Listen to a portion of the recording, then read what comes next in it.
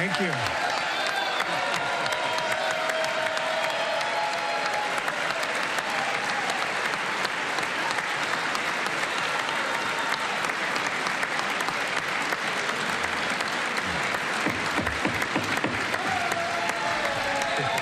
Thank you very much. Thank you very much. It's a great honor. Thank you very much. Speaker Johnson, Vice President Vance, the First Lady of the United States,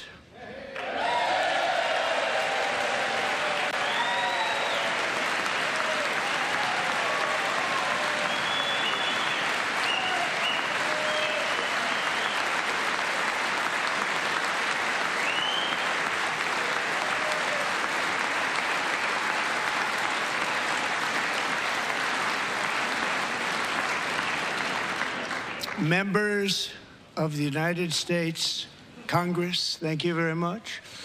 And to my fellow citizens, America is back.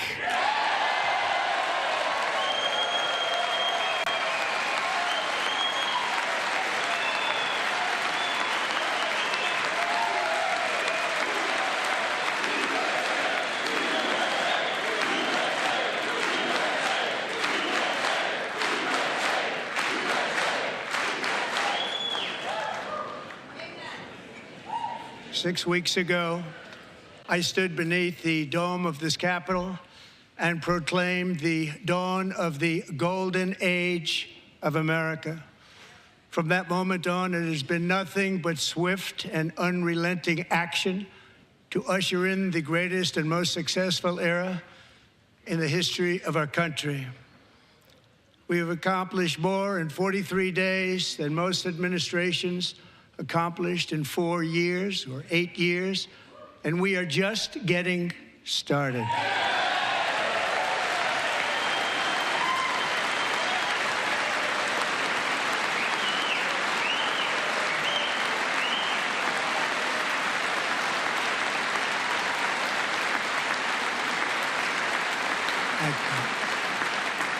I return to this chamber tonight to report that America's momentum is back, our spirit is back, our pride is back, our confidence is back, and the American dream is surging bigger and better than ever before.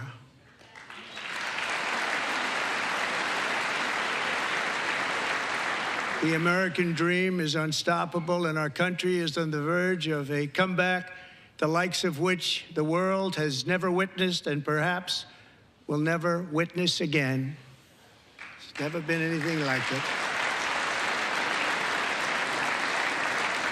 The presidential election of November 5th was a mandate like has not been seen in many decades. We won all 7 swing states, giving us an electoral college victory of 312 votes.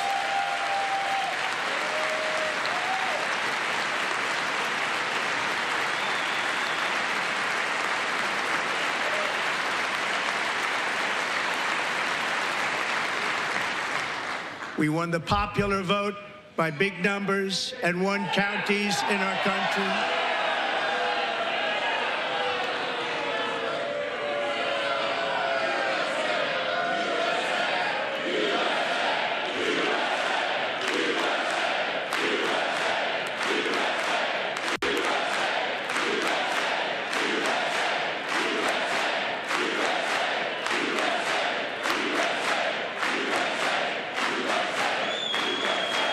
And won counties in our country, 2,700 to 525, on a map that reads almost completely red for Republican.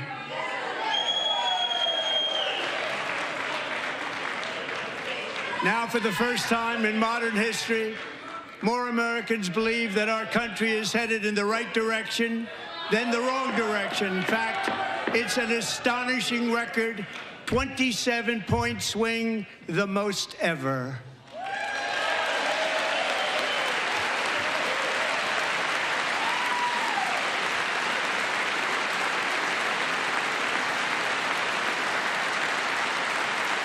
Likewise, Small business optimism saw its single largest one-month gain ever recorded, a 41-point jump.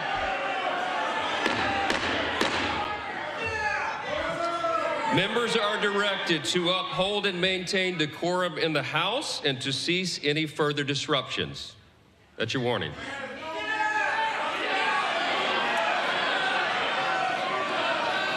Members are engaging in willful and continuing breach of decorum, and the chair is prepared to direct the Sergeant-at-Arms to restore order to the joint session.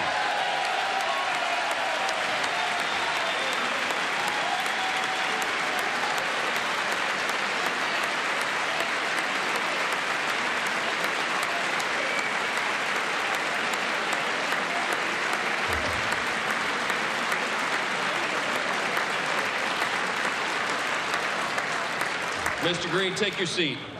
Take your seat, sir. Take your seat. Finding that members continue to engage in willful and concerted disruption of proper decorum, the chair now directs the Sergeant-at-Arms to restore order. Remove this gentleman from the chamber.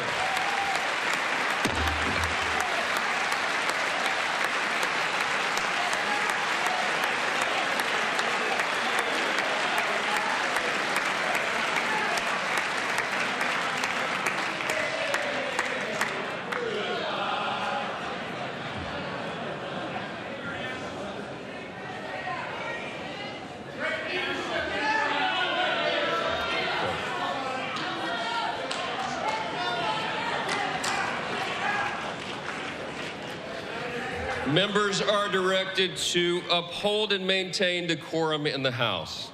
Mr. President, you continue. Thank you. Over the past 6 weeks, I have signed nearly 100 executive orders and taken more than 400 executive actions, a record to restore common sense, safety, optimism, and wealth all across our wonderful land. The people elected me to do the job, and I'm doing it.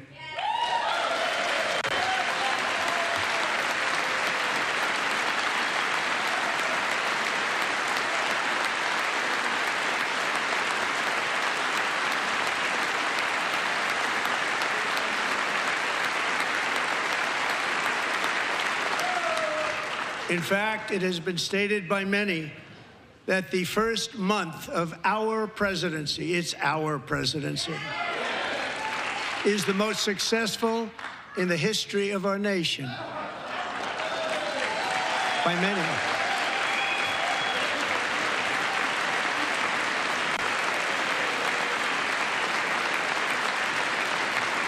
And what makes it even more impressive is that, do you know who number 2 is? George Washington. How about that? How about that? I don't know about that list, but we'll take it. Within hours of taking the oath of office, I declared a national emergency on our southern border, and I deployed the U.S. military and Border Patrol to repel the invasion of our country. And what a job they've done.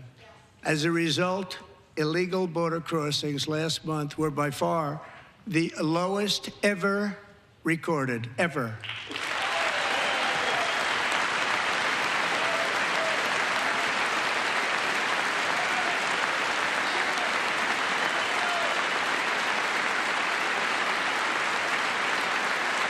They heard my words and they chose not to come. Much easier that way. In comparison, under Joe Biden, the worst president in American history, there were hundreds of thousands of illegal crossings a month, and virtually all of them, including murderers, drug dealers, gang members, and people from mental institutions and insane asylums, were released into our country. Who would want to do that? This is my 5th such speech to Congress. And once again, I look at the Democrats in front of me, and I realize there is absolutely nothing I can say to make them happy or to make them stand or smile or applaud. Nothing I can do. I could find a cure to the most devastating disease, a disease that would wipe out entire nations, or announce the answers to the greatest economy in history, or the stoppage of crime to the lowest levels ever recorded. And these people sitting right here will not clap, will not stand, and certainly will not cheer for these astronomical achievements. They won't do it, no matter what. Five times I've been up here. It's very sad, and it just shouldn't be this way.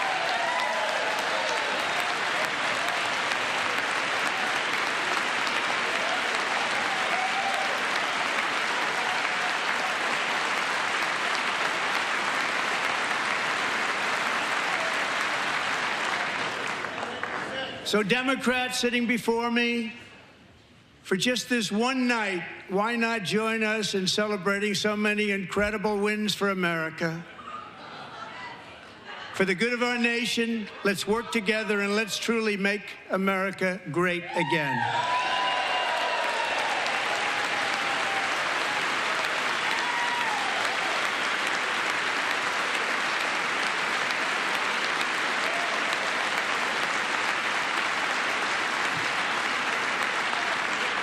Every day, my administration is fighting to deliver the change America needs to bring a future that America deserves, and we're doing it.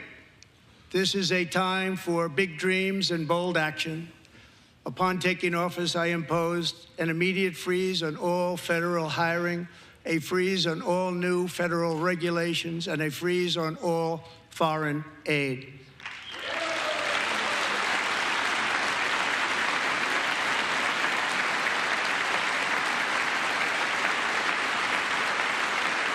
I terminated the ridiculous Green New Scam.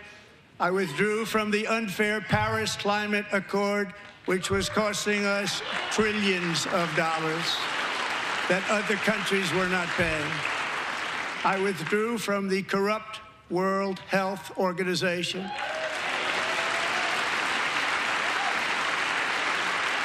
And I also withdrew from the anti-American UN Human Rights Council.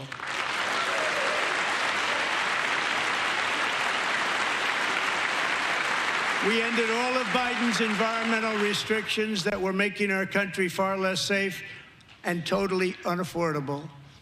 And importantly, we ended the last administration's insane electric vehicle mandate, saving our auto workers and companies from economic destruction.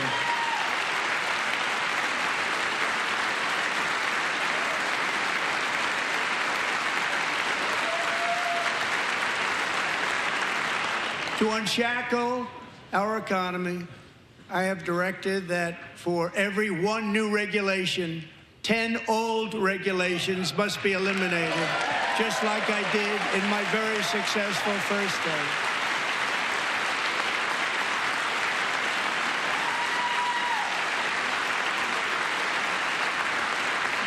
And in that first term, we set records on ending unnecessary rules and regulations like no other president had done before. We ordered all federal workers to return to the office. They will either show up for work in person or be removed from their job.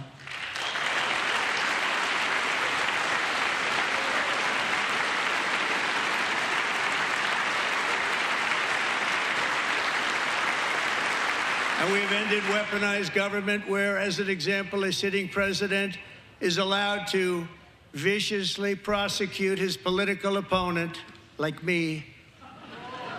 How did that work out? Not too good. Not too good.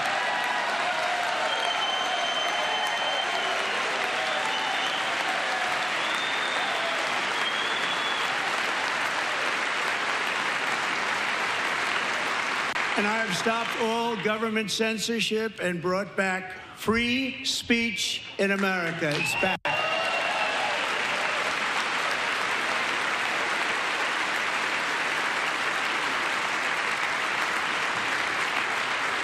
And 2 days ago, I signed an order making English the official language of the United States of America.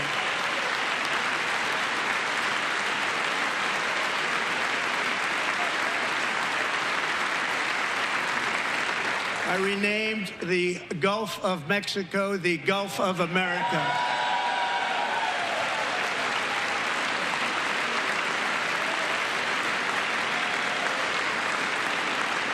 And likewise, I renamed, for a great president, William McKinley, Mount McKinley again. Beautiful Alaska. We love Alaska. We've ended the tyranny of so-called diversity, equity, and inclusion policies all across the entire federal government and indeed the private sector and our military. And our country will be woke no longer.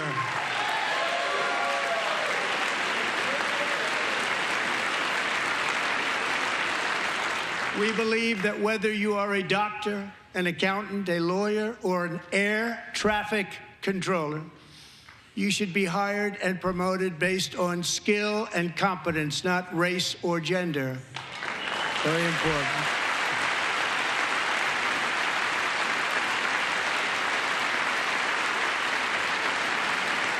You should be hired based on merit. And the Supreme Court, in a brave and very powerful decision, has allowed us to do so. Thank you. Thank you very much. Thank you. We have removed the poison of critical race theory from our public schools, and I signed an order making it the official policy of the United States government that there are only two genders, male and female.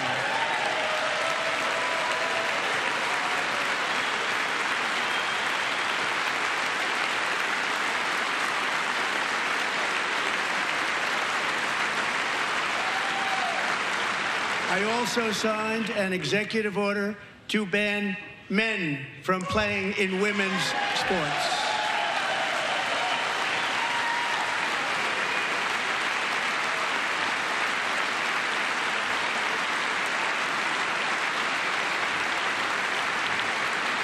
Three years ago, Peyton McNabb was an all-star high school athlete, one of the best, preparing for a future in college sports.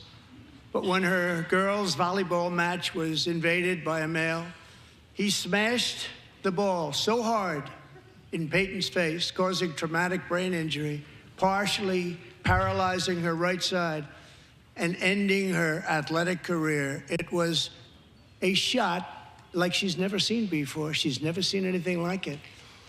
Peyton is here tonight in the gallery, and Peyton, from now on, schools will kick the men off the girls' team, or they will lose all federal funding.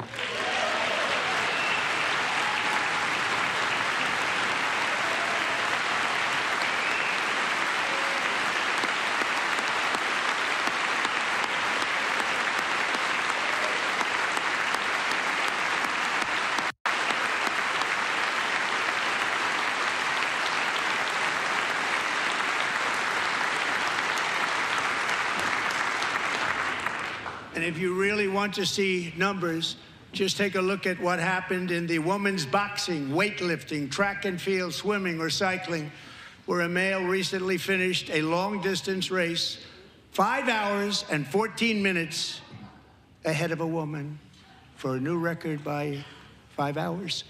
Broke the record by 5 hours.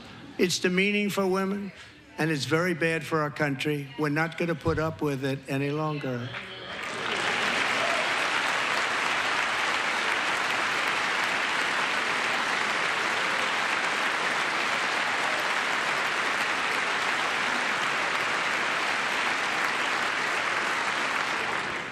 What I have just described is only a small fraction of the common sense revolution that is now, because of us, sweeping the entire world. Common sense has become a common theme, and we will never go back. Never. Never going to let that happen.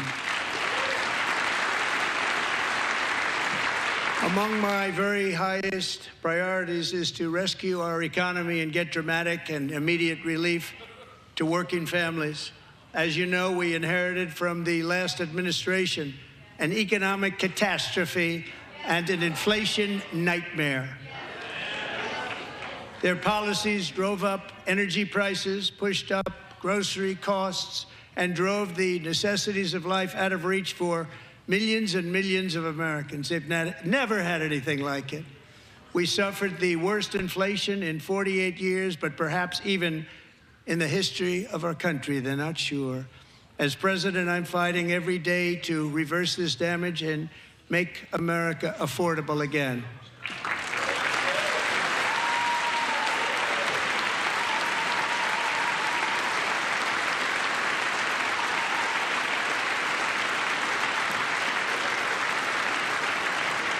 Joe Biden especially let the price of eggs get out of control. The egg price is out of control, and we're working hard to get it back down. Secretary, do a good job on that. You inherited a total mess from the previous administration. Do a good job.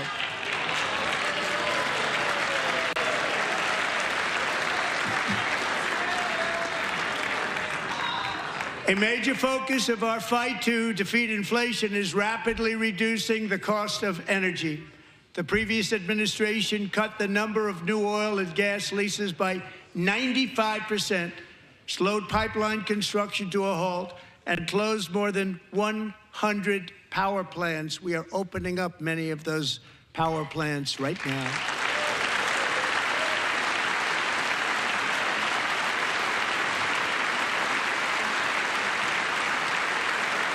And frankly, we have never seen anything like it.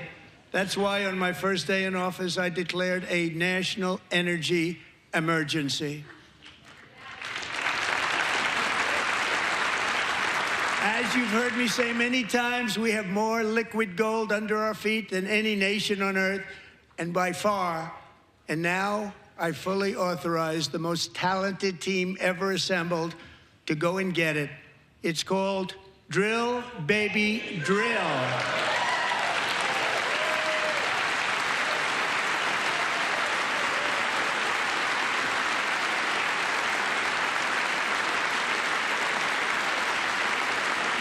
My administration is also working on a gigantic natural gas pipeline in Alaska, among the largest in the world, where Japan, South Korea, and other nations want to be our partner with investments of trillions of dollars each. There's never been anything like that one. It will be truly spectacular. It's all set to go. The permitting is gotten. And later this week, I will also take historic action to dramatically expand production of critical minerals and rare earths here in the USA.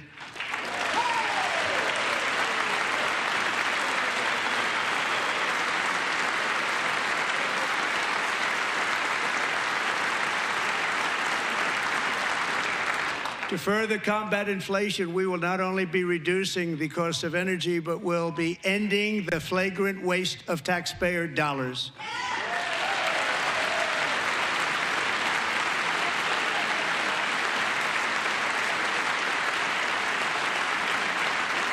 And to that end, I have created the brand new Department of Government Efficiency, DOGE.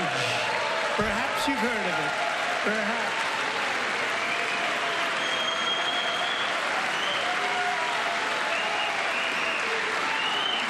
Which is headed by Elon Musk, who is in the gallery tonight.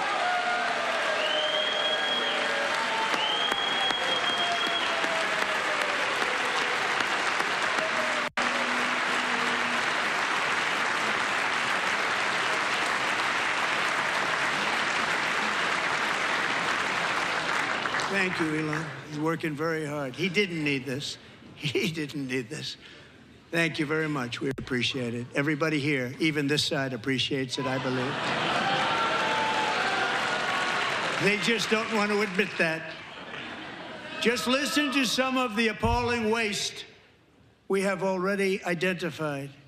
$22 billion from HHS to provide free housing and cars for illegal aliens. $45 million for diversity, equity, and inclusion scholarships in Burma. $40 million to improve the social and economic inclusion of sedentary migrants. Nobody knows what that is. $8 million to promote LGBTQI+ in the African nation of Lesotho, which nobody has ever heard of. $60 million for indigenous peoples and Afro-Colombian empowerment in Central America. $60 million. $8 million for making mice transgender. This is real. $32 million for a left-wing propaganda operation in Moldova. $10 million for male circumcision in Mozambique. $20 million for the Arab Sesame Street in the Middle East. It's a program. $20 million for a program.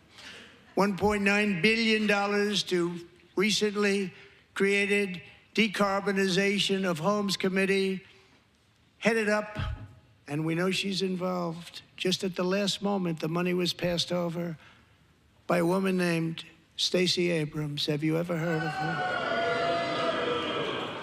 A $3.5 million consulting contract for lavish fish monitoring. $1.5 million for voter confidence in Liberia. $14 million for social cohesion in Mali. $59 million for illegal alien hotel rooms in New York City. He's a real estate developer. He's done very well.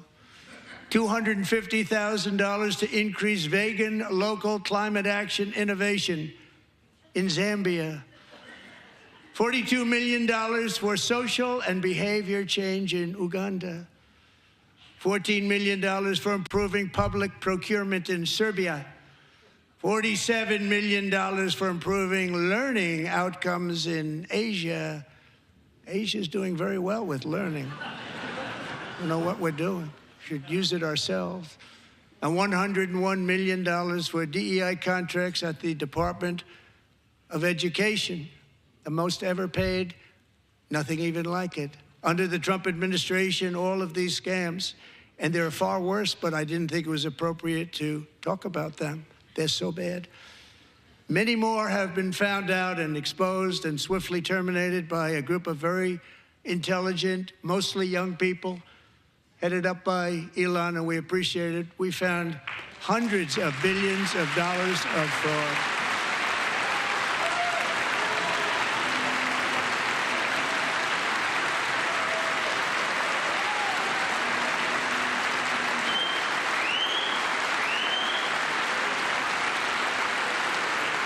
And we've taken back the money and reduced our debt to fight inflation and other things. Taken back a lot of that money. We got it just in time. This is just the beginning. The Government Accountability Office, a federal government office, has estimated annual fraud of over $500 billion in our nation, and we are working very hard to stop it. We're going to. We're also identifying shocking levels of incompetence and probable fraud in the Social Security program for our seniors, and that our seniors and people that we love rely on.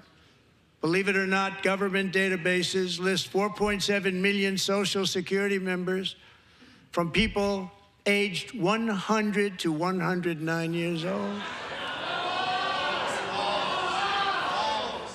It lists 3.6 million people from ages 110 to 119. I don't know any of them. I know some people that are rather elderly, but not quite that elderly. 3.47 million people from ages 120 to 129. 3.9 million people from ages 130 to 139. 3.5 million people from ages 140 to 149. And money is being paid to many of them, and we're searching right now. In fact, Pam, good luck. Good luck. You're going to find it. But a lot of money is paid out to people because it just keeps getting paid and nobody does, and it really hurts Social Security and hurts our country. 1.3 million people from ages 150 to 159, and over 130,000 people, according to the Social Security databases, are age over 160 years old. We have a healthier country than I thought, Bobby.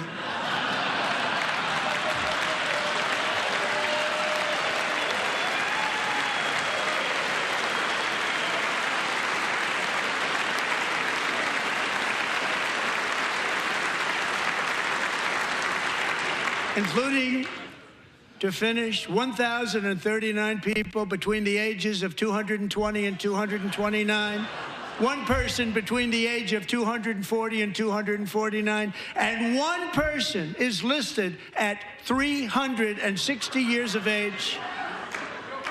More than 100 years older than our country. But we're going to find out where that money's going, and it's not going to be pretty. By slashing all of the fraud, waste, and theft we can find, we will defeat inflation, bring down mortgage rates, lower car payments and grocery prices, protect our seniors, and put more money in the pockets of American families.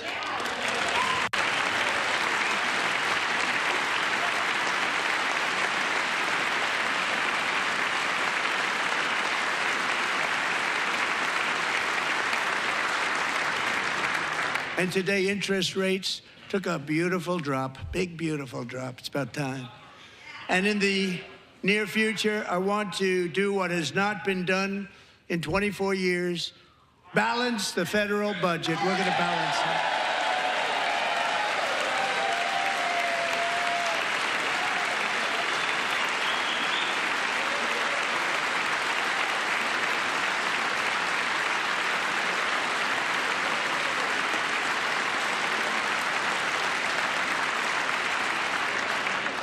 With that goal in mind, we have developed in great detail what we are calling the Gold Card, which goes on sale very, very soon. For $5 million, we will allow the most successful job-creating people from all over the world to buy a path to U.S. citizenship. It's like the green card, but better and more sophisticated. And these people will have to pay tax in our country. They won't have to pay tax from where they came. The money that they've made, you wouldn't want to do that, but they have to pay tax, create jobs. They'll also be taking people out of colleges and paying for them so that we can keep them in our country instead of having them being forced out. Number one, at the top school, as an example, being forced out and not being allowed to stay and create tremendous numbers of jobs and great success for a company out there. So while we take out the criminals, killers, traffickers, and child predators who are allowed to enter our country under the open border policy of these people, the Democrats, the Biden administration, the open border insane policies that you've allowed to destroy our country, we will now bring in brilliant, hardworking, job-creating people. They're going to pay a lot of money, and we're going to reduce our debt with that money.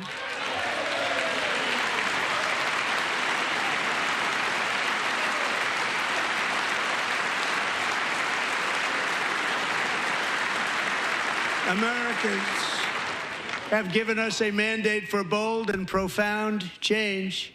For nearly 100 years, the federal bureaucracy has grown until it has crushed our freedoms, ballooned our deficits, and held back America's potential in every possible way.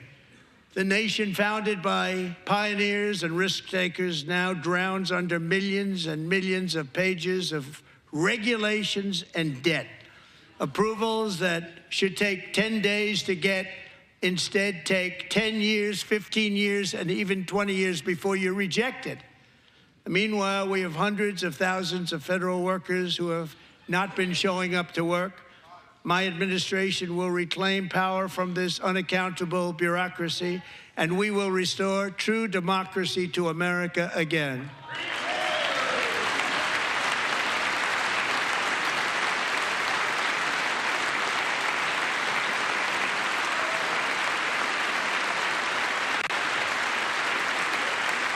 any federal bureaucrat who resists this change will be removed from office immediately. Because we are draining the swamp. It's very simple. And the days of rule by unelected bureaucrats are over.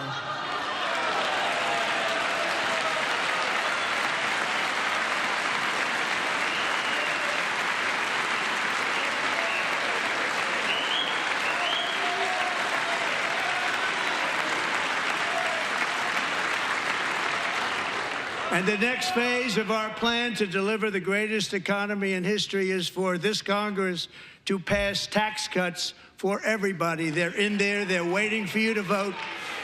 And I'm sure that the people on my right, I don't mean the Republican right, but my right here, I'm sure you're going to vote for those tax cuts, because otherwise I don't believe the people will ever vote you into office. So I'm doing you a big favor by telling you that.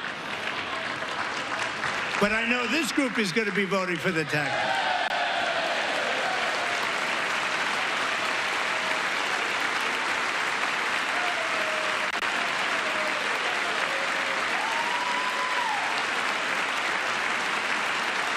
Thank you.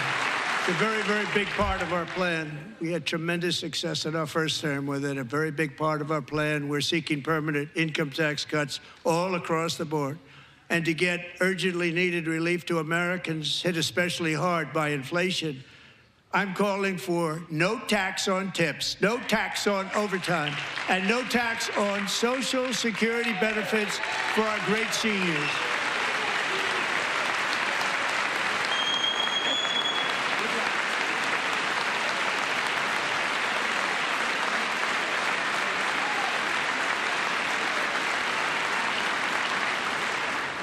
And I also want to make interest payments on car loans tax deductible, but only if the car is made in America.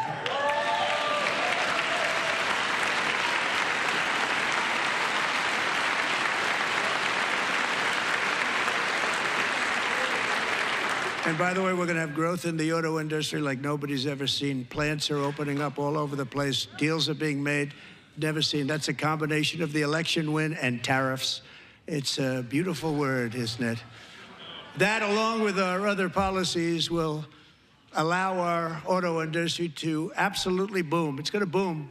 Spoke to the majors today, all three, the top people, and they're so excited. In fact, already numerous car companies have announced that they will be building massive automobile plants in America, with Honda just announcing a new plant in Indiana, one of the largest anywhere in the world.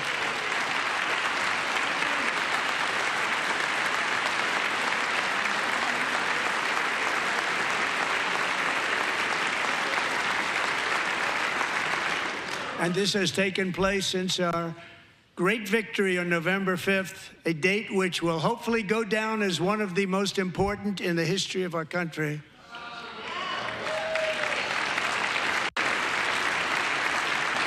In addition, as part of our tax cuts, we want to cut taxes on domestic production and all manufacturing. And just as we did before, we will provide 100% expensing. It will be retroactive to January 20th, 2025. And it was one of the main reasons why our tax cuts were so successful in our first term, giving us the most successful economy in the history of our country, first term. We had a great first term.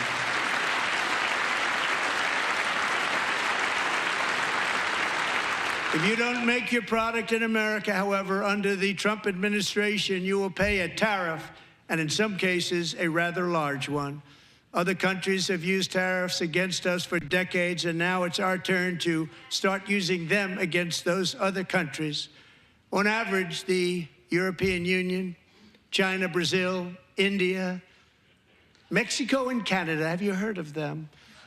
And countless other nations charge us tremendously higher tariffs than we charge them.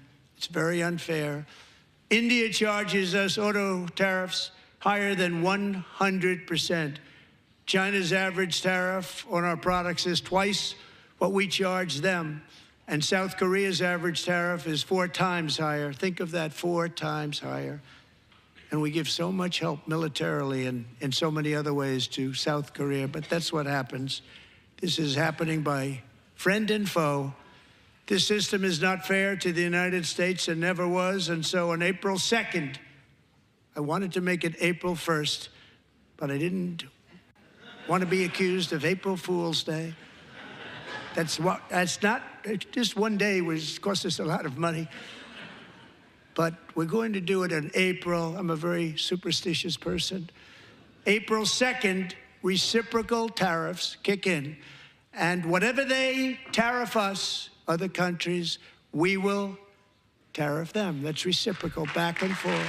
Whatever they tax us, we will tax them. If they do non-monetary tariffs to keep us out of their market, then we will do non-monetary barriers to keep them out of our market. There's a lot of that, too. They don't even allow us in their market. We will take in trillions and trillions of dollars and create jobs like we have never seen before. I did it with China, and I did it with others, and the Biden administration couldn't do anything about it because there was so much money they couldn't do anything about it. We have been ripped off for decades by nearly every country on earth, and we will not let that happen any longer.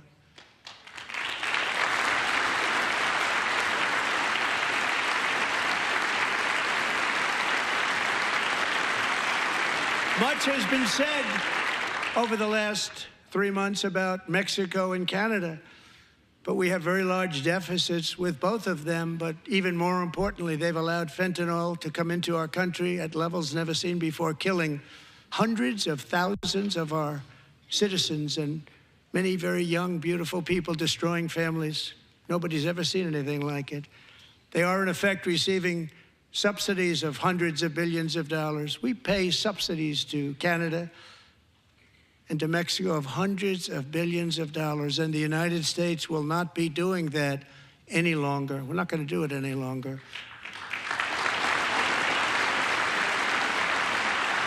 Thanks to our America First policies we're putting into place, we have had $1.7 trillion of new investment in America in just the past few weeks. The combination of the election and our economic policies that people of SoftBank, one of the most brilliant anywhere in the world, announced a $200 billion investment. OpenAI and Oracle, Larry Ellison, announced $500 billion investment, which they wouldn't have done if Kamala had won. Apple announced $500 billion investment. Tim Cook called me. He said, I cannot spend it fast enough. It's going to be much higher than that, I believe. They'll be building their plants here instead of in China. And just yesterday, Taiwan Semiconductor, the biggest in the world, most powerful in the world, has a tremendous amount, 97% of the market, announced a $165 billion investment to build the most powerful chips on earth right here in the USA.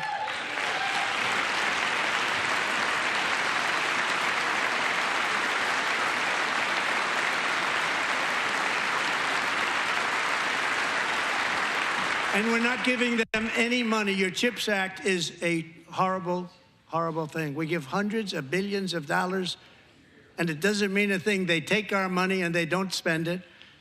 All that meant to them, we're giving them no money. All that was important to them was they didn't want to pay the tariffs, so they came and they're building, and many other companies are coming. We don't have to give them money. We just want to protect our businesses and our people. And they will come because they won't have to pay tariffs if they build in America. So it's very amazing. You should get rid of the CHIP Act, and whatever's left over, Mr. Speaker, you should use it to reduce debt or any other reason you want to.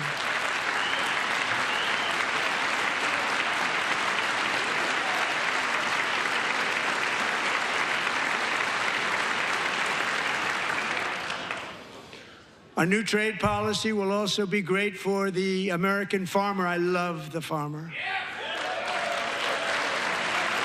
Who will now be selling into our home market, the USA, because nobody is going to be able to compete with you. because there's goods that come in from other countries and companies. They're really in a bad position in so many different ways. They're uninspected. They may be very dirty and disgusting, and they come in and they pour in, and they hurt our American farmers. The tariffs will go on agricultural product coming into America, and our farmers, starting on April 2nd, it may be a little bit of an adjustment period. We had that before when I made the deal with China, $50 billion of purchases, and I said, just bear with me, and they did. They did. Probably have to bear with me again, and this will be even better. That was great. The problem with it was that Biden didn't enforce it. He didn't enforce it. $50 billion of purchases, and we were doing great, but Biden did not enforce it, and it hurt our farmers. But our farmers are going to have a field day right now. So to our farmers, have a lot of fun. I love you too. I love you too. All going to happen.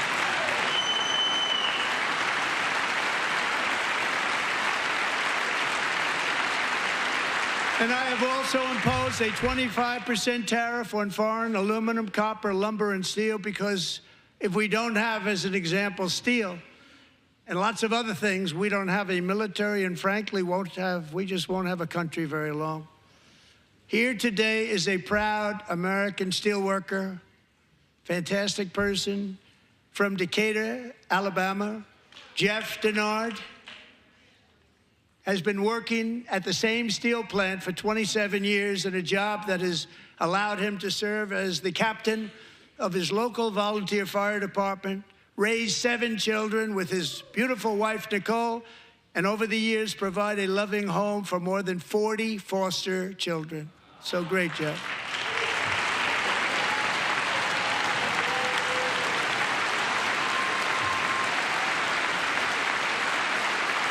Thank you, Jeff. Thank you, Jeff.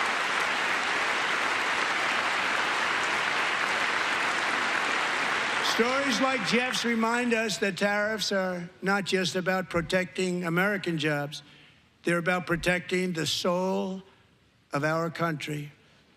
Tariffs are about making America rich again and making America great again, and it's happening, and it will happen rather quickly. There'll be a little disturbance, but we're okay with that.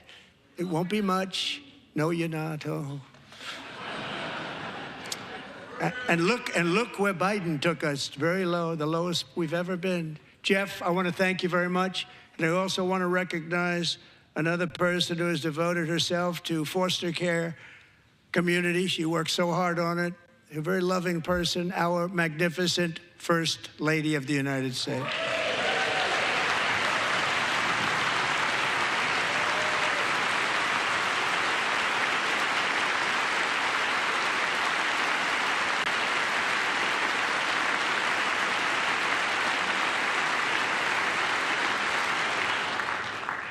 Melania's work has yielded incredible results, helping prepare our nation's future leaders as they enter the workforce. Our First Lady is joined by 2 impressive young women, very impressive. Haley Ferguson, who benefited from the First Lady's Fostering the Future initiative and is poised to complete her education and become a teacher. And Elliston Berry, who became a victim of an illicit deepfake image produced by a peer. With Elliston's help, the Senate just passed the Take It Down Act, and this is so important. Thank you very much, John. John Thune, thank you. Stand up, John. Thank you, John.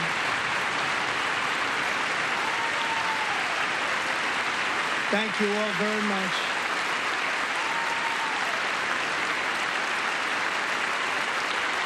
Thank you. And thank you to John Thune and the Senate. Great job. To criminalize the publication of such images online is a terrible, terrible thing. And once it passes the House, I look forward to signing that bill into law. Thank you. And I'm going to use that bill for myself, too, if you don't mind. Because nobody gets treated worse than I do online. Nobody. That's great. Thank you very much to the Senate. Thank you. But if we truly care about protecting Americans' children, no step is more crucial than securing America's borders. Over the past 4 years, 21 million people poured into the United States. Many of them were murderers, human traffickers, gang members, and other criminals from the streets of dangerous cities all throughout the world. Because of Joe Biden's insane and very dangerous open border policies, they are now strongly embedded in our country, but we are getting them out and getting them out fast.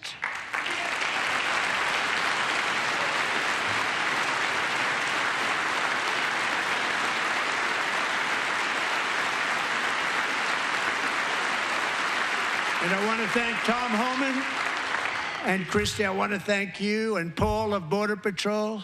I want to thank you. What a job they've all done. Everybody, Border Patrol, ICE, law enforcement in general is incredible. We have to take care of our law enforcement.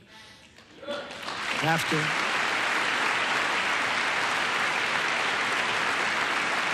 Last year,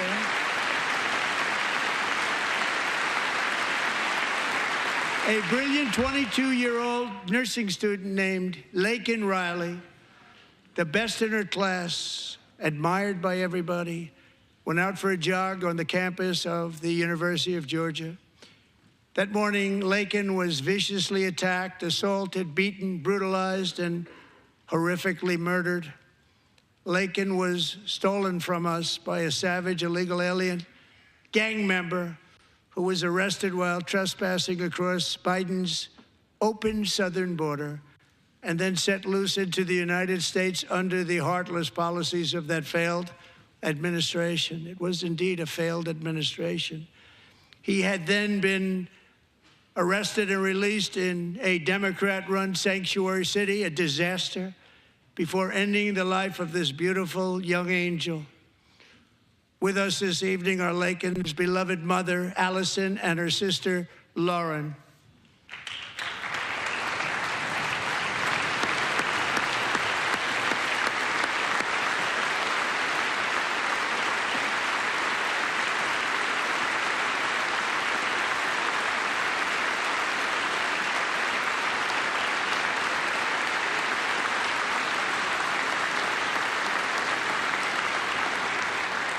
Last year, I told Laken's grieving parents that we would ensure their daughter would not have died in vain. That's why the very first bill I signed into law as your 47th president mandates the detention of all dangerous criminal aliens who threaten public safety. It's a very strong, powerful act.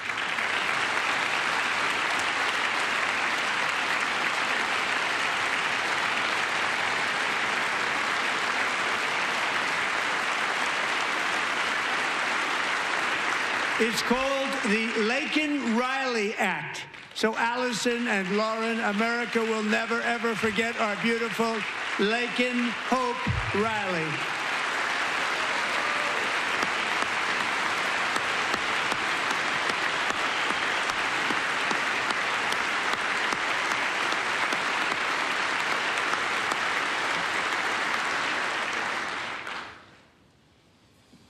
Thank you very much. Since taking office, my administration has launched the most sweeping border and immigration crackdown in American history, and we quickly achieved the lowest numbers of illegal border crossers ever recorded. Thank you.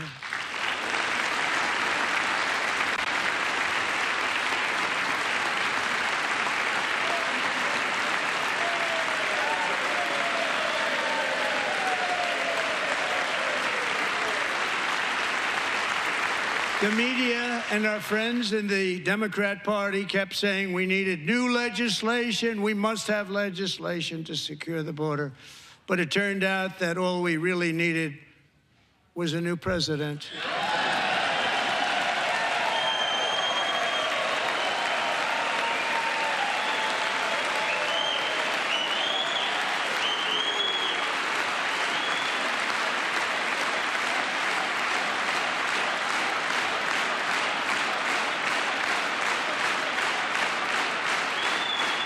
Thank you. Joe Biden didn't just open our borders, he flew illegal aliens over them to overwhelm our schools, hospitals, and communities throughout the country. Entire towns like Aurora, Colorado, and Springfield, Ohio, buckled under the weight of the migrant occupation and corruption like nobody's ever seen before. Beautiful towns destroyed. Now, just as I promised in my inaugural address, we are achieving the great liberation of America.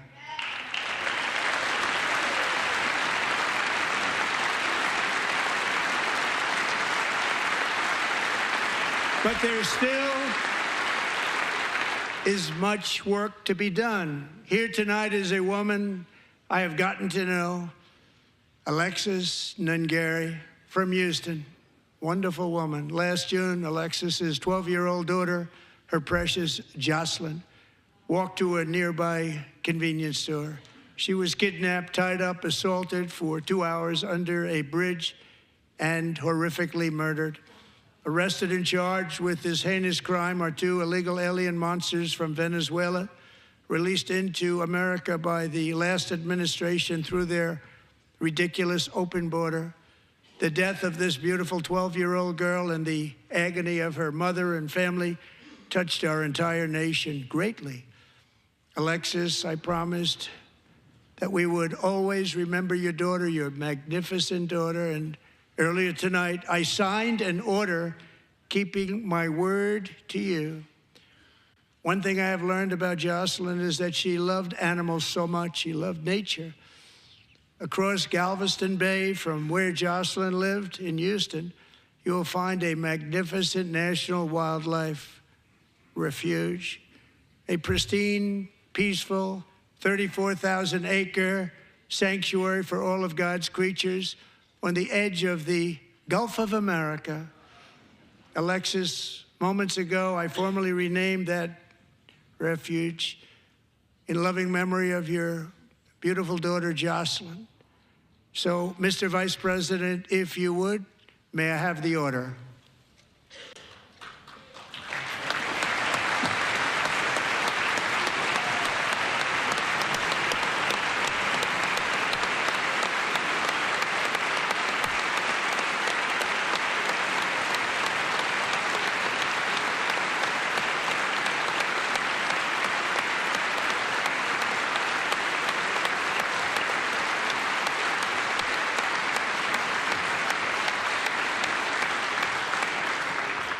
Thank you very much.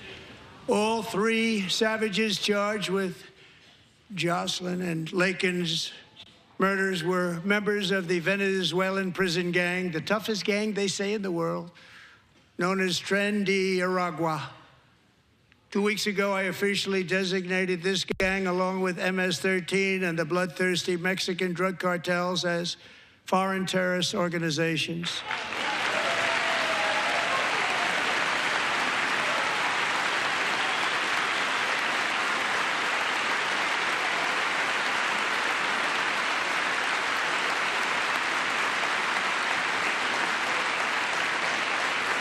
They are now officially in the same category as ISIS, and that's not good for them. Countless thousands of these terrorists were welcomed into the U.S. by the Biden administration. But now every last one will be rounded up and forcibly removed from our country, or, if they're too dangerous, put in jails, standing trial in this country, because we don't want them to come back ever. With us this evening is a warrior on the front lines of that battle, Border Patrol Agent Roberto Ortiz. Great guy.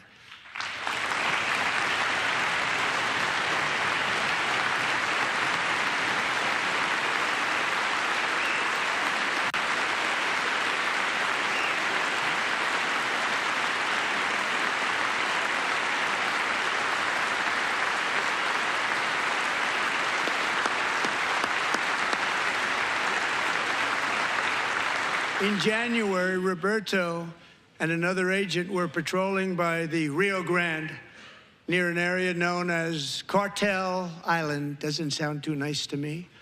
When heavily armed gunmen started shooting at them. Roberto saw that his partner was totally exposed, at great danger, and he leapt into action, returning fire and providing crucial seconds for his fellow agent to seek safety, just barely. I have some of the prints of that event, and it was not good. Agent Ortiz, we salute you for your great courage and for your line of fire that you took and for the bravery that you showed. We honor you, and we will always honor you. Thank you, Roberto, very much.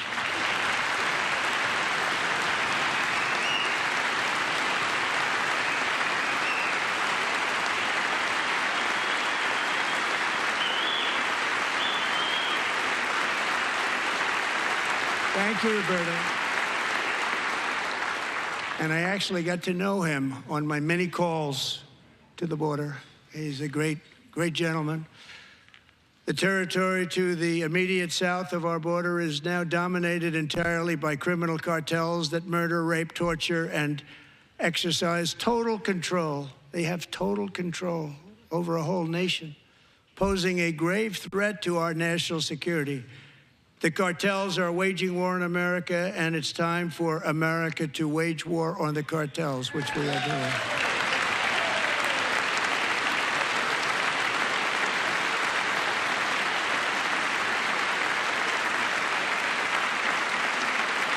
5 nights ago, Mexican authorities, because of our tariff policies being imposed on them, think of this, handed over to us 29 of the biggest cartel leaders in their country. That has never happened before. They want to make us happy. First time ever. But we need Mexico and Canada to do much more than they've done, and they have to stop the fentanyl and drugs pouring into the USA. They're going to stop it. I have sent Congress a detailed funding request laying out exactly how we will eliminate these threats to protect our homeland and complete the largest deportation operation in American history, larger even than current record holder President Dwight D. Eisenhower, a moderate man, but someone who believed very strongly in borders. Americans expect Congress to send me this funding without delay so I can sign it into law. So, Mr. Speaker, John Thune, both of you, I hope you're going to be able to do that, Mr. Speaker. Thank you. Mr. Leader, thank you. Thank you very much. And let's get it to me. I'll sign it so fast, you won't even believe it.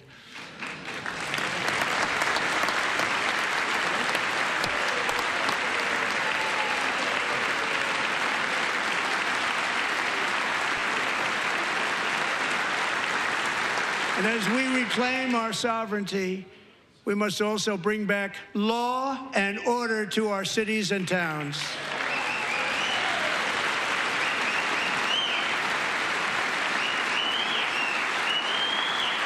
In recent years, our justice system has been turned upside down by radical left lunatics.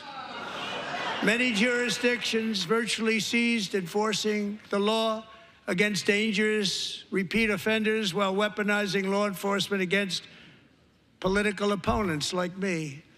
My administration has acted swiftly and decisively to restore fair, equal, and impartial justice under the constitutional rule of law, starting at the FBI and the DOJ. Pam, good luck. Cash, wherever you may be, good luck. Good luck. Pam Bondi. Good luck.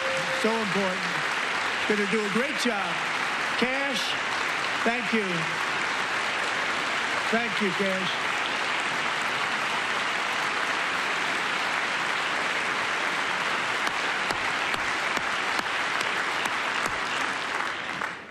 They've already started very strong. They're going to do a fantastic job. You're going to be very proud of them. We're also once again giving our police officers the support, protection, and respect they so dearly deserve. They have to get it. They have such a hard, dangerous job, but we're going to make it less dangerous. The problem is the bad guys don't respect the law, but they're starting to respect it, and they soon will respect it. This also includes our great fire departments throughout the country. Our firemen and women are unbelievable people, and we'll never forget them. And besides that, they voted for me in record numbers, so I have no choice.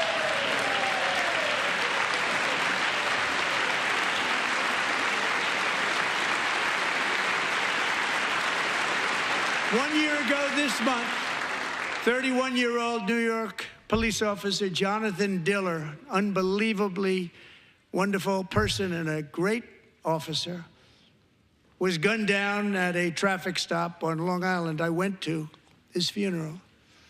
The vicious criminal charged with his murder had 21 prior arrests, and they were rough arrests, too. He was a real bad one. The thug in the seat next to him had 14 prior arrests and went by the name of Killer. He was Killer. He killed other people, they say, a lot of them. I attended Officer Diller's service, and when I met his wife and one-year-old son, Ryan, it was very inspirational, actually. His widow's name is Stephanie, and she is here tonight. Stephanie, thank you very much, Stephanie. Thank you very much.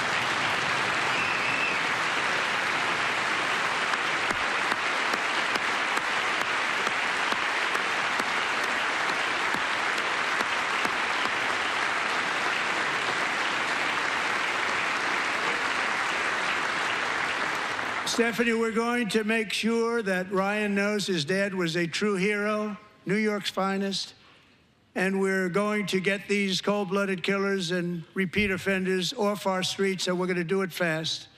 Got to stop it. They get out with 28 arrests. They push people into subway trains. They hit people over the head, back of the head with baseball bats. We got to get them out of here. I've already signed an executive order requiring a mandatory death penalty for anyone who murders a police officer. And tonight I'm asking Congress to pass that policy into permanent law.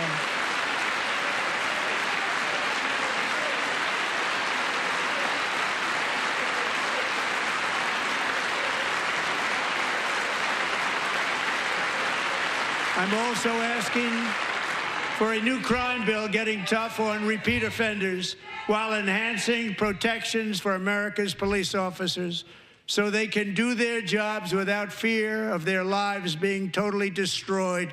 They don't want to be killed. We're not going to let them be killed. Joining us in the gallery tonight is a young man who truly loves our police. His name is DJ Daniel. He is 13 years old, and he has always dreamed of becoming a police officer.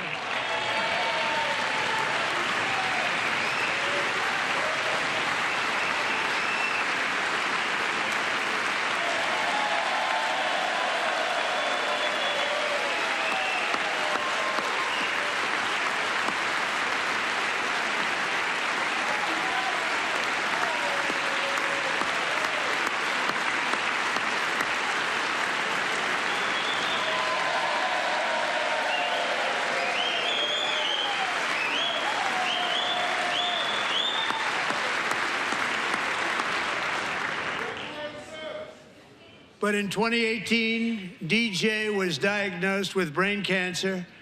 The doctors gave him 5 months at most to live. That was more than 6 years ago.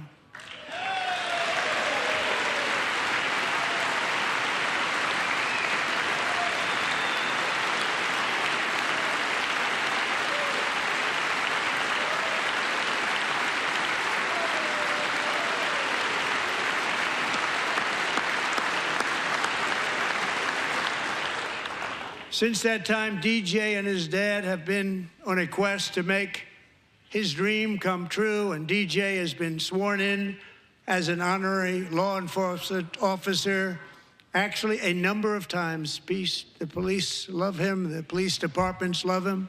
And tonight, DJ, we're going to do you the biggest honor of them all.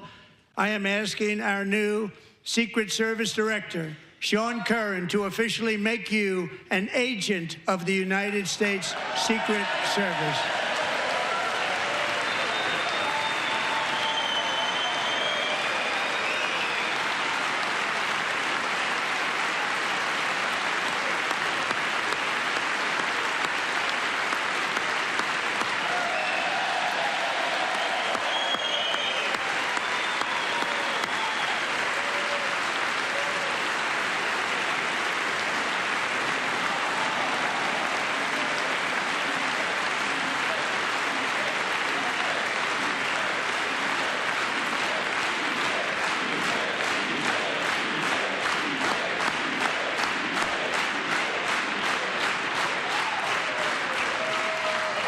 Thank you, DJ. DJ's doctors believe his cancer likely came from a chemical he was exposed to when he was younger. Since 1975, rates of child cancer have increased by more than 40%. Reversing this trend is one of the top priorities for our new presidential commission to make America healthy again, chaired by our new Secretary of Health and Human Services, Robert F. Kennedy, Jr.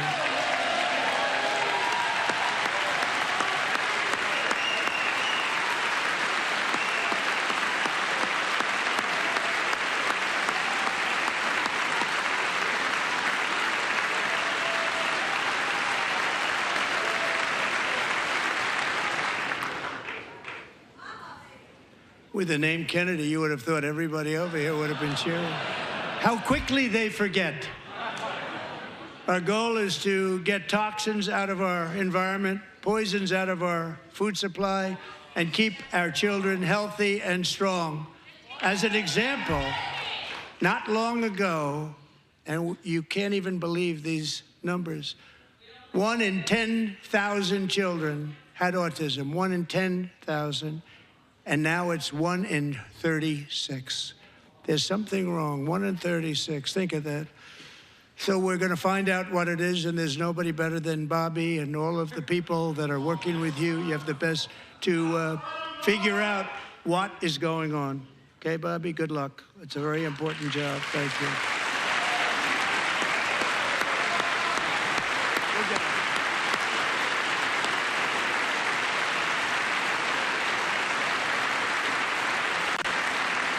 Thank you.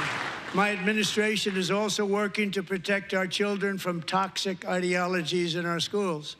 A few years ago, January, Little John and her husband discovered that their daughter's school had secretly, socially transitioned their 13-year-old little girl. Teachers and administrators conspired to deceive January and her husband while encouraging her daughter to use a new name and pronouns. They, them pronoun, actually, all without telling January, who is here tonight and is now a courageous advocate against this form of child abuse. January, thank you. Thank you. Thank you very much.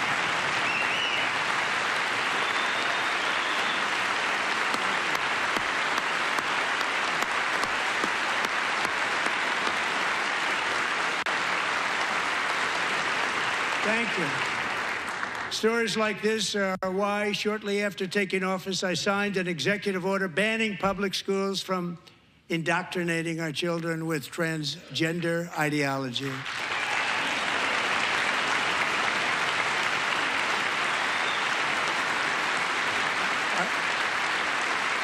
I also signed an order to cut off all taxpayer funding to any institution that engages in the sexual mutilation of our youth.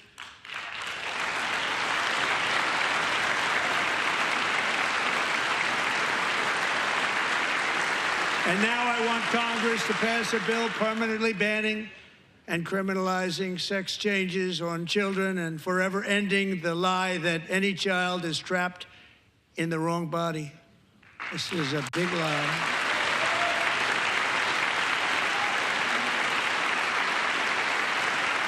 And our message to every child in America is that you are perfect exactly the way God made you.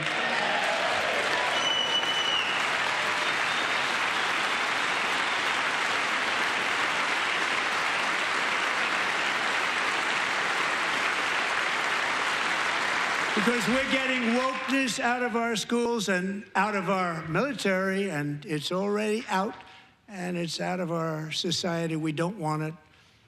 Wokeness is trouble. Wokeness is bad. It's gone. It's gone. And we feel so much better for it, don't we? Don't we feel better? Our service members won't be activists and ideologues. They will be fighters and warriors. They will fight for our country. And Pete, congratulations. Secretary of Defense, congratulations.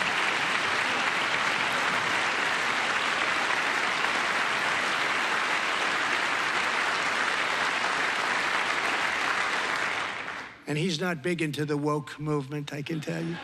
I know him well. I am pleased to report that in January, the U.S. Army had its single best recruiting month in 15 years, and that all armed services are having among the best recruiting results ever in the history of our services. What a difference.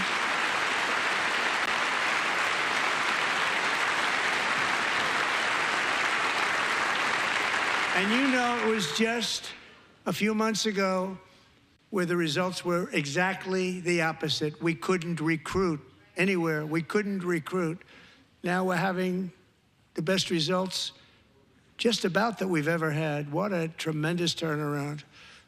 It's really a beautiful thing to see. People love our country again. It's very simple. They love our country, and they love being in our military again. So it's a great thing, and thank you very much. Great job. Thank you.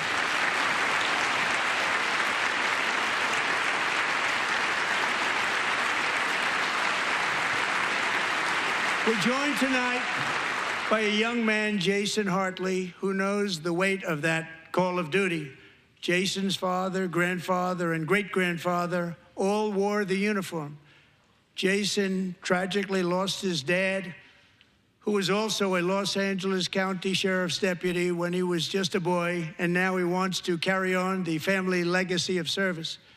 Jason is a senior in high school, a 6-letter varsity athlete, a really good athlete, they say, a brilliant student with a 4.46, that's good, GPA. And his greatest dream is to attend the U.S. Military Academy at West Point.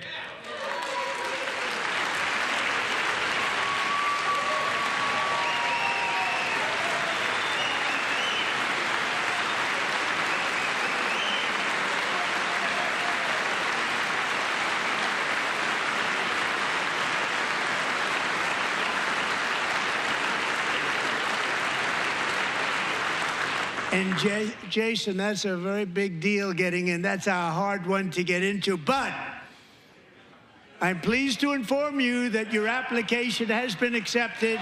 You will soon be joining the Corps of Cadets.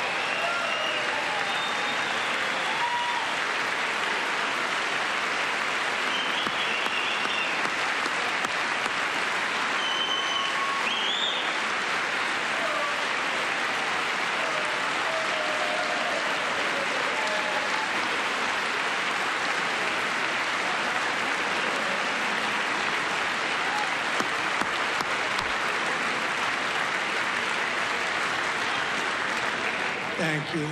Jason, you're going to be on the long gray line, Jason. As Commander-in-Chief, my focus is on building the most powerful military of the future. As a first step, I'm asking Congress to fund a state-of-the-art Golden Dome missile defense shield to protect our homeland, all made in the USA.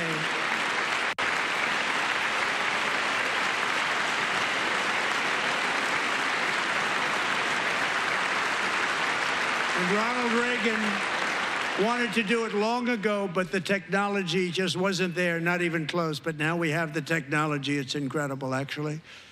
And other places, they have it. Israel has it. Other places have it.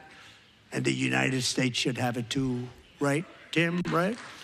They should have it too. So I want to thank you. But it's a very, very important. This is a very dangerous world. We should have it. We want to be protected, and we're going to protect our citizens like never before.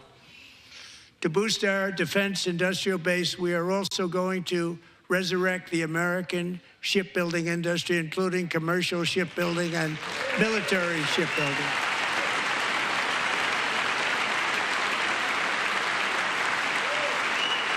And for that purpose, I am announcing tonight that we will create a new Office of Shipbuilding in the White House and offer special tax incentives to bring this industry home to America where it belongs. We used to make so many ships.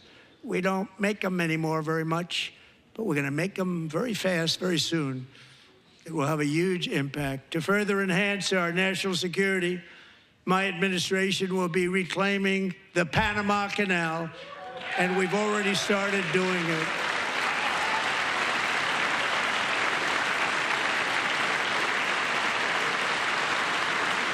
Just today, a large American company announced they are buying both ports around the Panama Canal and lots of other things having to do with the Panama Canal and a couple of other canals. The Panama Canal was built by Americans for Americans, not for others, but others could use it. But it was built at tremendous cost of American blood and treasure. 38,000 workers died building the Panama Canal. They died of malaria. They died of snake bites and mosquitoes. Not a nice place to work. They paid them very highly to go there, knowing there was a 25% chance that they would die. The most expensive project also that was ever built in our country's history, if you bring it up to modern day costs. It was given away by the Carter administration for $1, but that agreement has been violated very severely. We didn't give it to China. We gave it to Panama, and we're taking it back.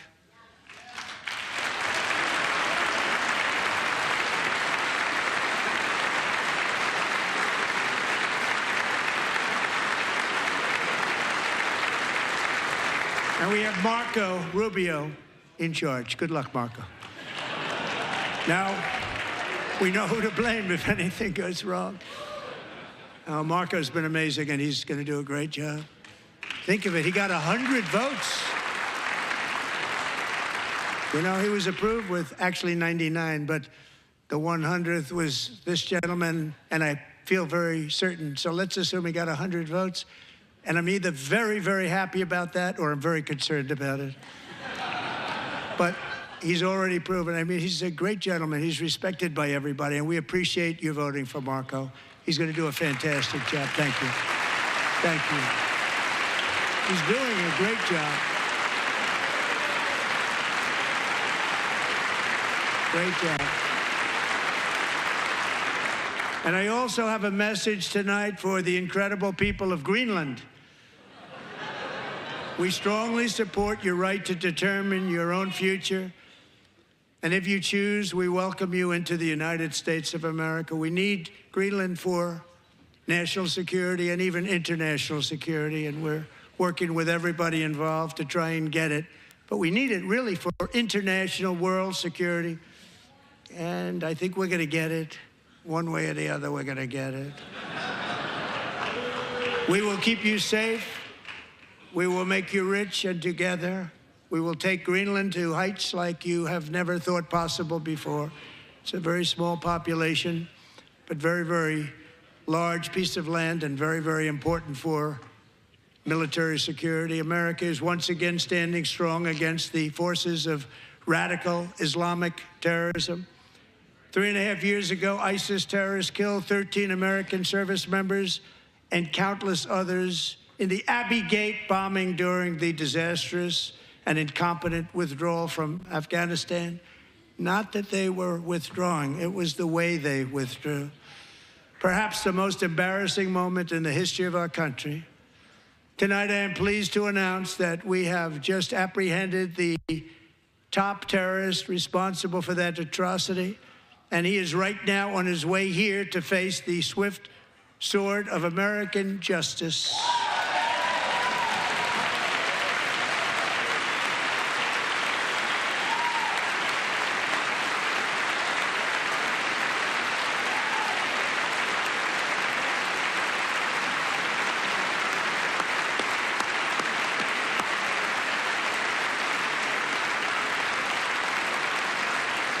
And I want to thank especially the government of Pakistan for helping arrest this monster.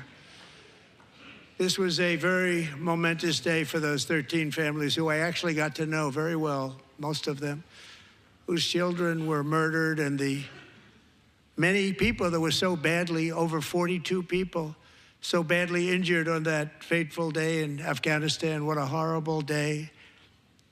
Such incompetence was shown. That when Putin saw what happened, I guess he said, wow, maybe this is my chance. That's how bad it was. Should have never happened. Grossly incompetent people. I spoke to many of the parents and loved ones, and they're all in our hearts tonight. Just spoke to them on the phone. We had a big call every one of them called, and everybody was on the line, and they did nothing but cry with happiness. They were very happy, as happy as you can be under those circumstances. Their child, brother, sister, son, daughter was killed for no reason whatsoever. In the Middle East, we're bringing back our hostages from Gaza. In my first term, we achieved one of the most groundbreaking peace agreements in generations, the Abraham Accords.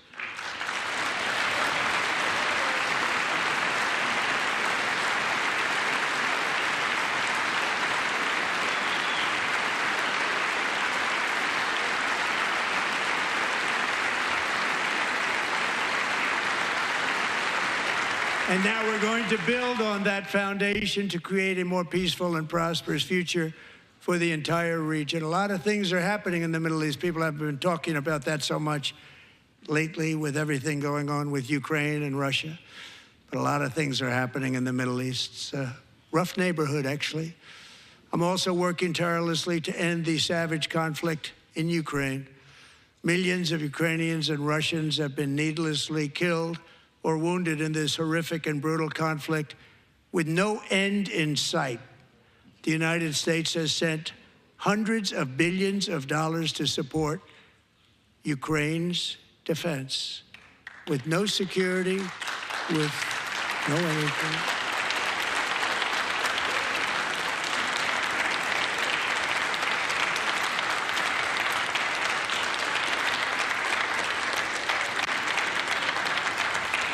Do you want to keep it going for another 5 years? Yeah, you would say Pocahontas says yes.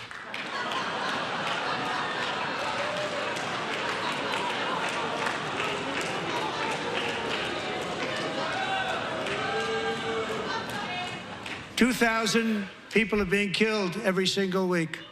More than that. They're Russian young people. They're Ukrainian young people. They're not Americans. But I want it to stop. Meanwhile, Europe has sadly spent more money buying Russian oil and gas than they have spent on defending Ukraine, by far. Think of that. They've spent more buying Russian oil and gas than they have defending. And we've spent perhaps $350 billion, like taking candy from a baby. That's what happened. And they've spent $100 billion. What a difference that is. And we have an ocean separating us, and they don't. But we're getting along very well with them, and lots of good things are happening. Biden has authorized more money in this fight than Europe has spent by billions and billions of dollars. It's hard to believe that they wouldn't have stopped it and said at some point, come on, let's equalize. You got to be equal to us. But that didn't happen. Earlier today, I received an important letter from President Zelensky of Ukraine. The letter reads, Ukraine is ready to come to the negotiating table as soon as possible to bring lasting peace closer. Nobody wants peace more than the Ukrainians, he said. My team and I stand ready to work under President Trump's strong leadership to get a peace that lasts. We do really value how much America has done to help Ukraine maintain its sovereignty and independence. Regarding the agreement on minerals and security, Ukraine is ready to sign it at any time that is convenient for you. I appreciate that he sent this letter, just got it a little while ago.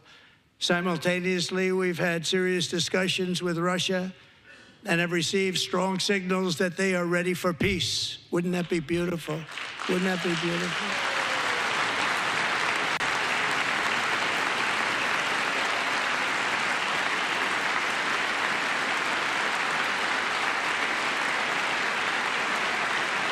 Wouldn't that be beautiful?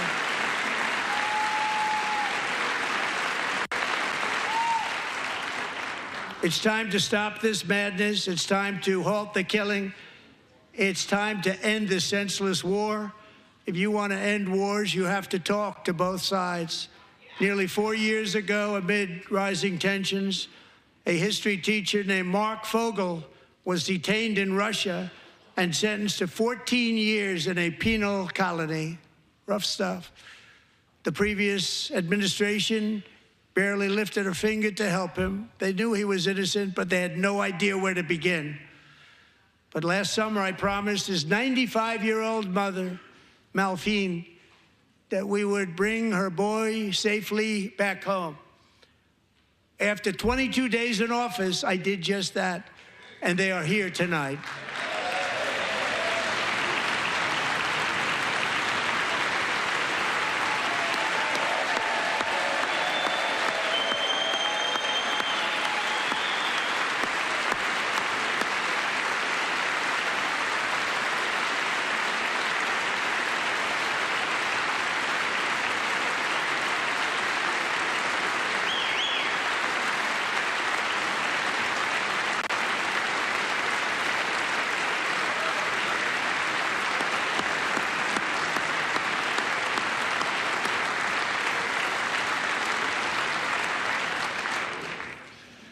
To Mark and his great mom, we are delighted to have you safe and sound and with us.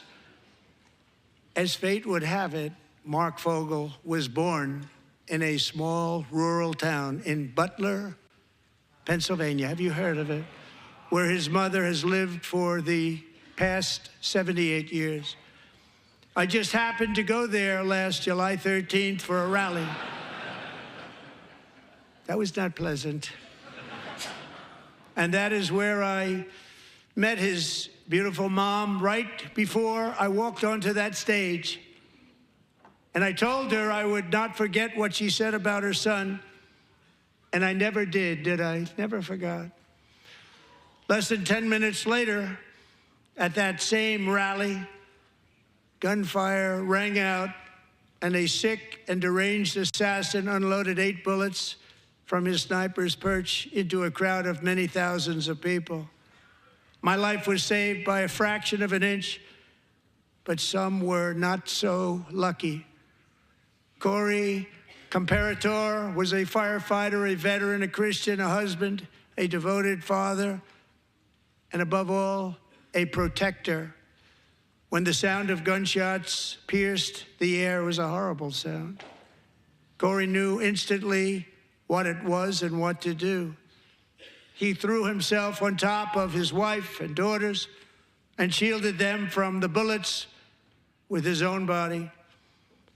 Corey was hit really hard. You know the story from there. He sacrificed his life to save theirs.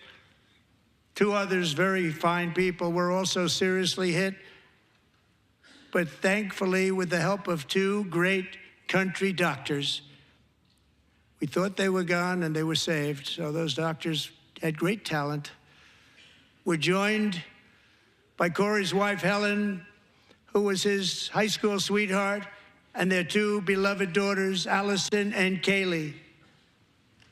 Thank you.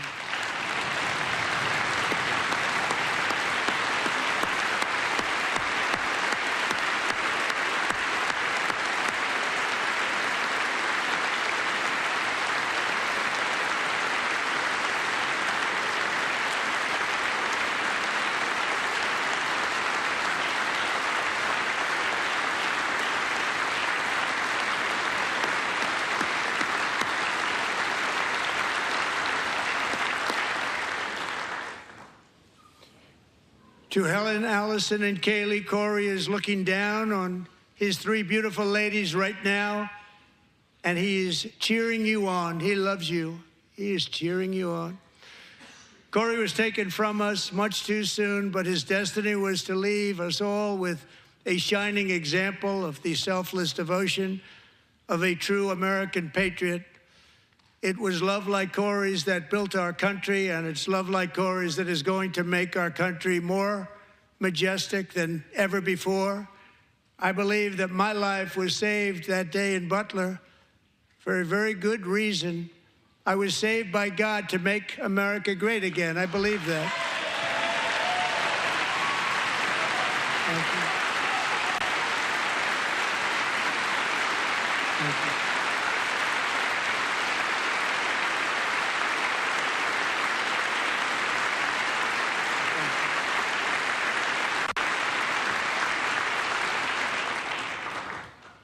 Thank you very much. From the patriots of Lexington and Concord to the heroes of Gettysburg and Normandy, from the warriors who crossed the Delaware to the trailblazers who climbed the Rockies, and from the legends who soared at Kitty Hawk to the astronauts who touched the moon, Americans have always been the people who defied all odds, transcended all dangers, made the most extraordinary sacrifices, and did whatever it took to defend our children, our country, and our freedom. And as we have seen in this chamber tonight, that same strength, faith, love, and spirit is still alive and thriving in the hearts of the American people. Despite the best efforts of those who would try to censor us, silence us, break us, destroy us, Americans are today a proud, free, sovereign, and independent nation that will always be free, and we will fight for it till death. We will never let anything happen to our beloved country, because we are a country of doers, dreamers, fighters, and survivors.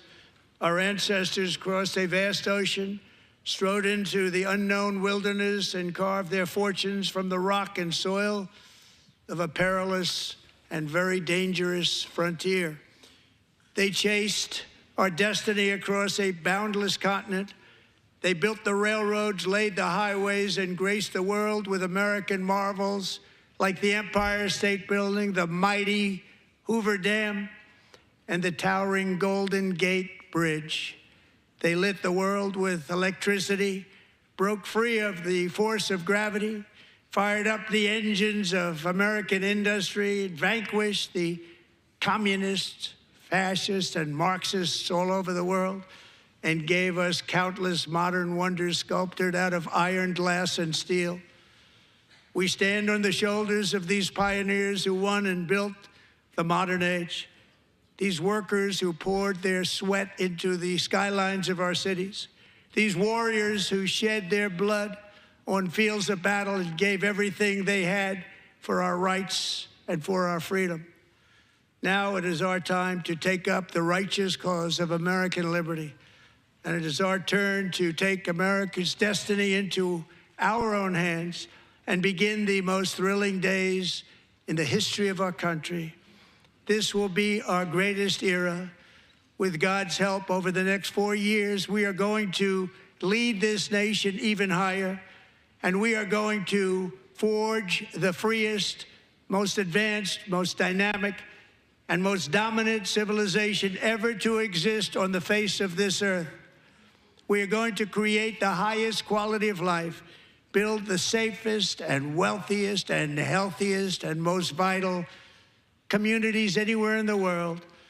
We are going to conquer the vast frontiers of science, and we are going to lead humanity into space and plant the American flag on the planet Mars and even far beyond.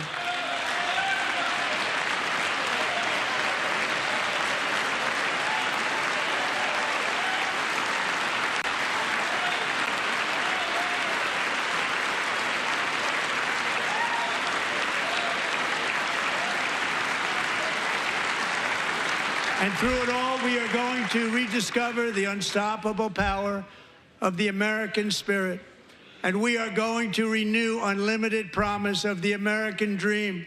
Every single day, we will stand up and we will fight, fight, fight for the country our citizens believe in and for the country our people deserve.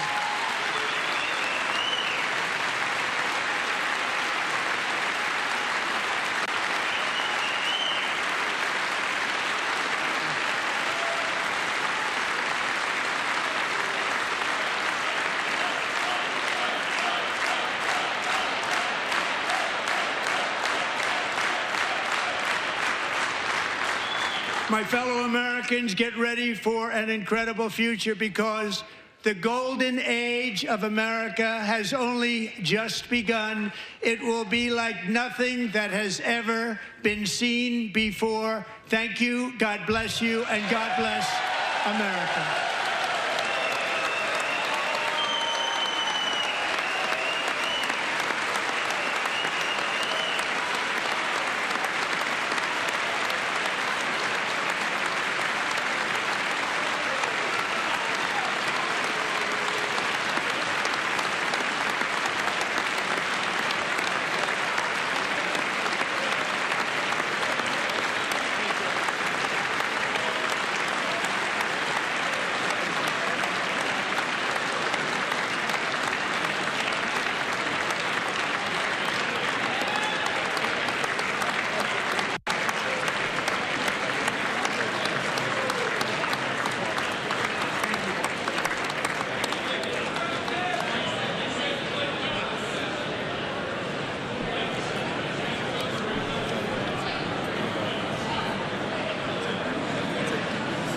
Thank you very much. Great job. Thank you. Great honor. Thank you. All right, there you have it. Andrew Kraft here now in the anchor chair with some of the recap of what we just heard for a little over an hour and 40 minutes. President Trump touching on so many key focal points that you have heard him discuss throughout the last 43 days, including tariffs, including the illegal immigration crisis, including crime, including the wars between Israel and Hamas and Russia and Ukraine, and so many of these issues that we have heard from President Trump and candidate Trump as well. You see him there greeting members of the Supreme Court, members of his cabinet, senators as well, as he makes his way out of the House chamber there.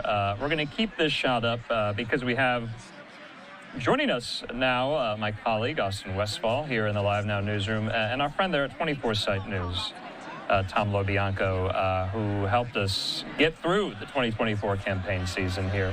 I'm just going to bring down the audio there on the House floor. I'm going to ask Tom this first.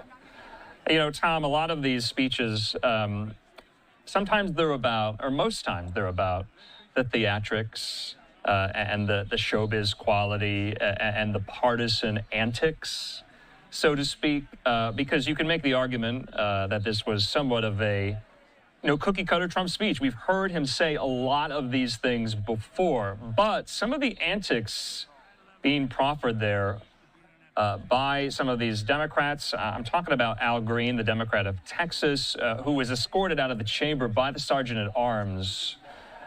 Does that redound to Democrats in their favor at all? You and I have discussed so